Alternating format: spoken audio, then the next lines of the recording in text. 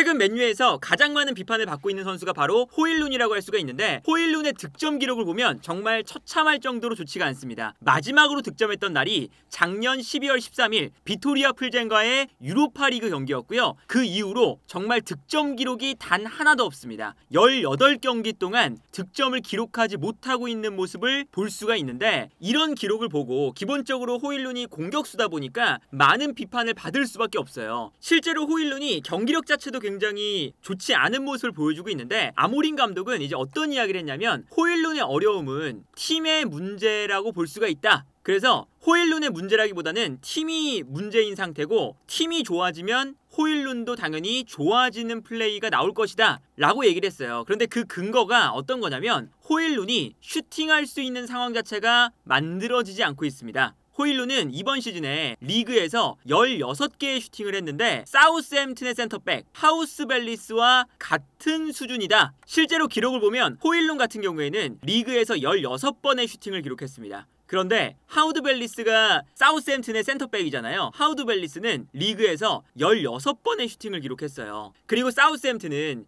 기본적으로 리그에서 가장 성적이 안 좋은 팀인데, 이 팀의 센터백과 호일룬의 슈팅 횟수가 똑같다라는 것은 그만큼 호일룬이 슈팅할 수 있는 상황 자체가 만들어지지 않고 있다는 것을 의미하는 거고, 호일룬보다 많은 슈팅을 기록한 선수는 리산드로 마르티네스, 디오고 달로, 카세미루 같은 선수들이 존재한다. 리그에서만 145명이 호일룬보다 슈팅을 많이 때렸다. 그래서 호일룬이 현재 리그에서 22경기에 나와서 2골밖에 기록을 못하고 있어요. 그런데 이 기록도 전체적으로 보면 호일룬이 한 경기에서 리그를 기준으로 2번 이상 슈팅을 한 적이 단 한 번뿐입니다. 토트넘 원정에서 슈팅을 3번을 했고요. 이번 시즌 호일룬의 골 기대값은 2.52골입니다. 이것은 크리스탈 팰리스의 수비수인 라크루아와 비슷한 수치입니다. 심지어 라크루아가 2.55골로 호일룬보다 더 높은 골 기대값을 보여주고 있습니다. 이 기사가 지난 입스위치 타운전 전에 나왔던 기사거든요.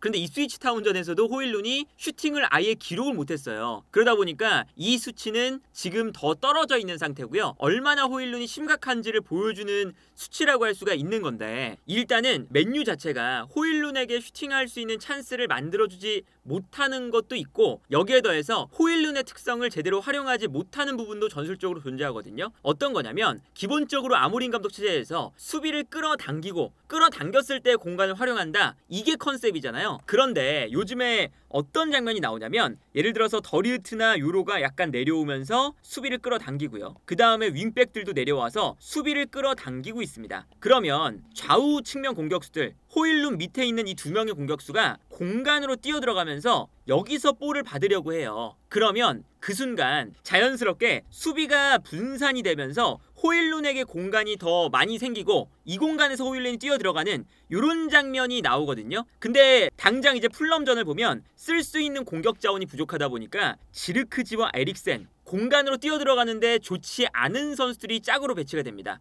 그러다 보니까 에릭센과 지르크지가 수비를 분산시키지 못하고 내려와서 볼을 받아주는 역할에만 그쳐요. 그러면 호일룬이 기본적으로 수비수의 견제를 많이 받아야 되는 상황이 나오고, 그러면 볼이 전방으로 전개가 됐을 때 호일룬이 많은 수비수와 싸워야 되는 형태가 나오거든요. 근데 호일룬이 세리아와 달리 프리미어리그에서 조금 더 피지컬적인 부분에서 어려움을 겪고 있는 것도 사실이에요. 그러다 보니까 저렇게 경합을 할 때 수비수를 분산시켜주지 못하는 상황, 이런 형태가 발생을 하니까 호일룬 자체가 경합에서 승리를 하지 못하고, 경합 상황에서 약하다 보니까 본인이 슈팅 찬스를 만들지 못하는 악순환이 반복이 되고 있다. 그러니까 기본적으로 3톱의 조합 자체가 약간 애매한 면이 있거든요. 디알로가 부상을 당하기 전에도 디알로와 브루노 페르난데스 혹은 디알로와 마이누 이렇게 짝을 이뤘었어요. 그런데 디알로를 제외하면 마이누나 브루노 페르난데스, 이렇게 호일룬의 옆에 있는 선수들이 호일룬에게 공간을 넓게 쓰면서 호일룬에게 공간을 만들어주는 선수가 아니라 오히려 호일룬이 볼을 소유를 하면서 뒤에 있는 선수를 살려주는 이런 홀드업 플레이를 해야 되는 상황을 만들어줘야 되거든요.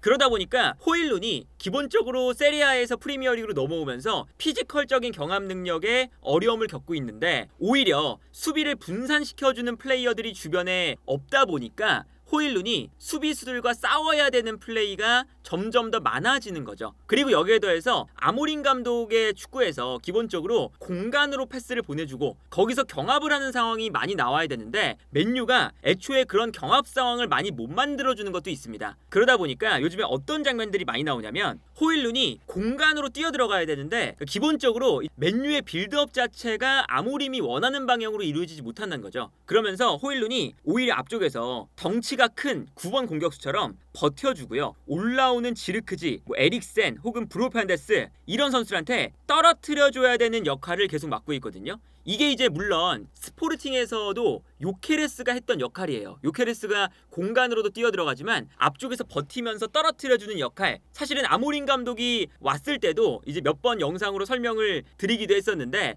호일룬이 아모린 감독 체제에서 좀 안 맞을 것 같은 이유가 공간으로 뛰어들어갔을 때 피지컬적인 경합 이게 프리미어리그에서 잘 안 나오고 있고 그리고 요케레스처럼 등지는 플레이에 능한 선수가 아니거든요. 그래서 지난 풀럼전을 예시로 들어보면 호일룬의 밑에 나왔던 지르크지와 에릭센 두 선수가 빌드업에 가담을 하기 위해서 많이 내려가게 됩니다. 이 선수들이 전방에서 호일룬을 분산시켜주는 플레이를 잘 안 해요. 그러다 보니까 여기서 공격을 전개할 때 공격을 전개하는 순간 에릭센과 지르크지가 내려가서 일단은 볼을 받는데 호일룬이 전방에서 혼자 달려나가고 있는 걸 볼 수가 있죠. 그러면 이제 수비수들과 호일룬이 싸워주는 그런 현상이 발생을 하는데 이때 호일룬이 피지컬적인 문제가 있다 보니까 여기서 경합 상황을 승리로 가져가지 못하는 안 좋은 일들이 발생을 하는 거예요. 이 장면을 보면 맨유가 뒤에서 볼을 돌리다가 점점 더 수비를 뒤로 끌어내고 있어요. 그러니까 상대 선수들이 앞쪽으로 끌려 나오고 있죠. 그리고 끌려 나왔을 때 한 번에 오나나 골키퍼가 전방으로 뻥 차줍니다. 물론 여기서 그 앞에서 이미 수비수에게 끊기긴 했지만 호일룬이 상대 수비수를 등지고 롱킥을 받아주려는 모습이 나오고 있어요. 그리고 여기서 볼을 받아주면 올라오는 지르크지와 에릭센에게 떨어뜨려주는 이 역할을 맡고 있는 거거든요.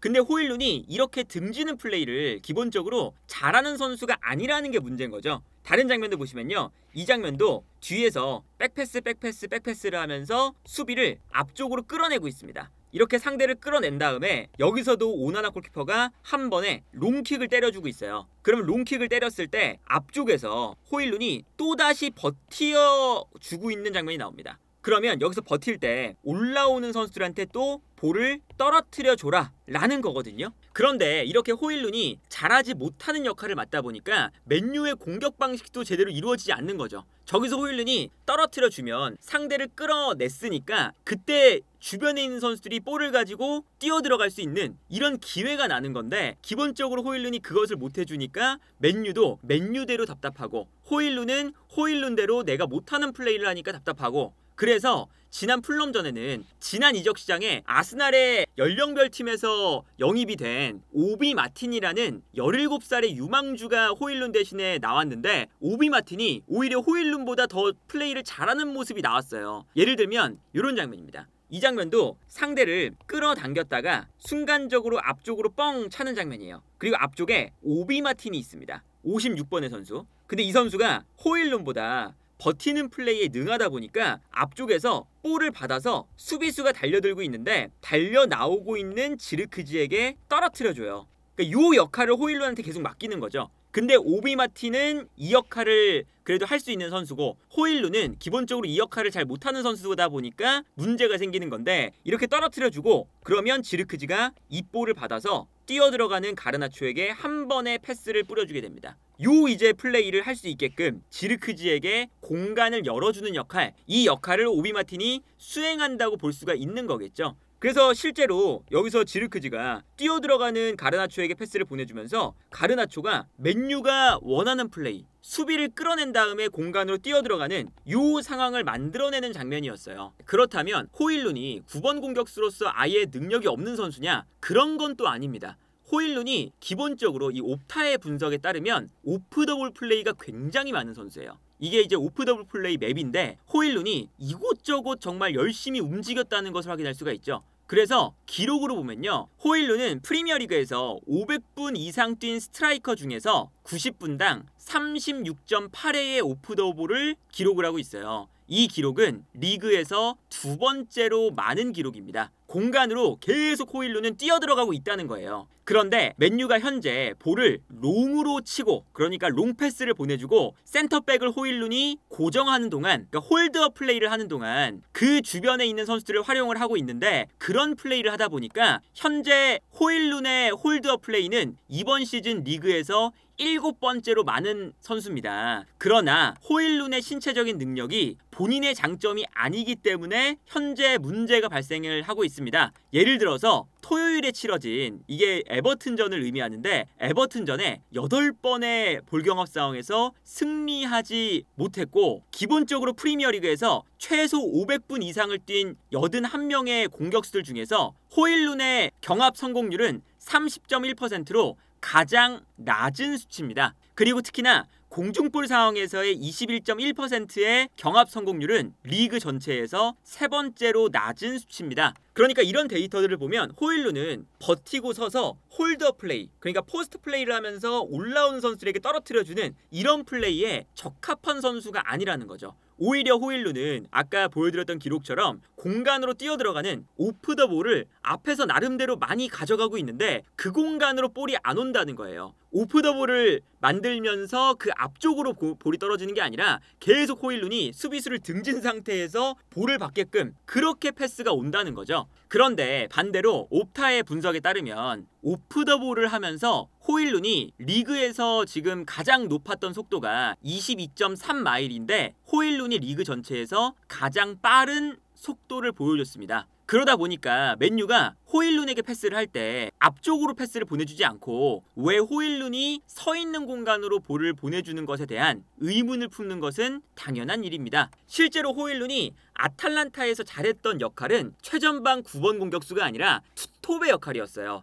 투톱으로 뛰면서 예를 들면 뭐 옆에 자파타라던가 아니면 뭐 루크먼이 있을 때도 있었고, 혹은 세컨드 스트라이커인 파살리치 같은 투톱으로 기용이 되면서, 예를 들면 이렇게 지르크지가 아니라 이 옆 공간이 루크먼 같은 선수였다면 투톱으로 기용될 때 루크먼이 측면으로 빠지면서 공간을 열어주면 호일룬이 수비수의 견제를 덜 받으면서 공간으로 패스를 보내주고, 이때 뛰어들어가면서 호일룬이 득점을 만드는 이런 장면이 참 많았거든요. 그래서 애초에 호일룬이 영입될 때부터 전형적인 9번 공격수가 아니라 공간으로 뛰어들어가는 세컨드 스트라이커의 능력을 갖춘 선수다라는 평가를 받았던 건데, 아탈란타 시절의 경기 장면을 보면, 이 장면을 보면요, 루크먼이 측면으로 빠지면서 수비를 한 명 분산시켜 놓고 반대편에서도 수비가 순간적으로 공격수에 의해서 분산이 되는 걸 볼 수가 있어요. 그러다 보니까 호일룬이 뛰어들어갈 수 있는 공간이 생기고 이 공간으로 패스가 들어가는 거죠. 그리고 이때 호일룬이 달려 들어가면서 아까 보여드렸던 것처럼 프리미어리그에서도 이 오프 더 볼 플레이를 할 때 스피드가 가장 빠른 선수니까 빠르게 침투해서 여기서 패스를 받아서 득점을 만드는 이런 장면에 능했던 선수거든요. 이 장면도 호일룬이 공간으로 달려갈 때 이미 루크먼이 측면으로 나오면서 루크먼에 의해서 수비가 분산이 되고 있어요. 그러니까 넓은 공간이 생기고 이 공간으로 패스를 보내주니까 여기서 호일룬이 달려 들어가면서 수비수의 경합 상황에서 기본적으로 스피드를 통해 이겨내고 득점을 만드는 모습을 볼 수가 있습니다.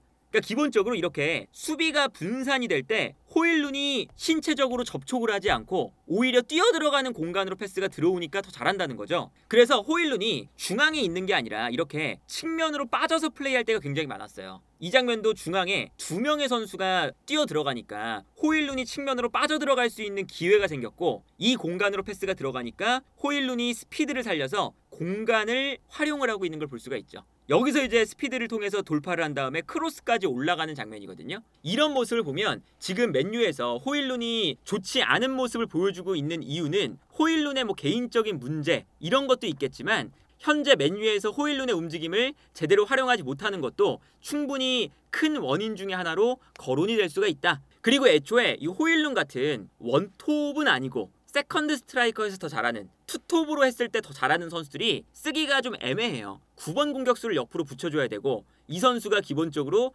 공격형 미드필더는 또 아니니까 투톱을 써야 되는데 투톱을 쓰는 팀이 그렇게 많지가 않잖아요. 그래서 뭐 예를 들면 무아니 같은 경우도 마찬가지거든요. 무아니도 프랑크푸르트에서 투톱으로 잘하다가 파리 생제르맹으로 넘어갔을 때 원톱을 시키니까 또 못하는 이런 장면들이 발생을 했던 거잖아요. 그런 관점에서 생각을 했을 때 보면 맨유가 이 호일룬의 특성을 제대로 파악하지 않고 영입을 한 것도 문제고, 그리고 아모린 감독이 지금 맨유에서 호일룬을 사용할 때 호일룬이 뛰어들어가는 움직임을 활용하는 게 아니라 마치 요케레스처럼 앞쪽에서 좀 버텨주고 떨어뜨려주는, 오히려 달려나오는 선수들에게 공간을 만들어주는 역할을 호일룬에게 요구하고 있으니까 호일룬이 전술에 적응도 잘 못하고 있다. 그래서 이렇게 비싼 금액에 영입한 선수가 지금 맨유에서 못하고 있는 이유는 아마 호일룬도 다른 팀에 가면 본인의 플레이를 살려서 더 잘할 수 있는 선수로 보여지거든요. 이런 걸 보면 지금 맨유가 괜히 몇 시즌 적자를 보고 있는 게 아니구나 라는 것을 알 수 있는 상황이 아닐까 싶고요. 호일룬이 조금 더 이제 본인에게 맞는 옷을 입는다면 더 좋은 활약을 펼칠 수 있지 않을까 싶습니다.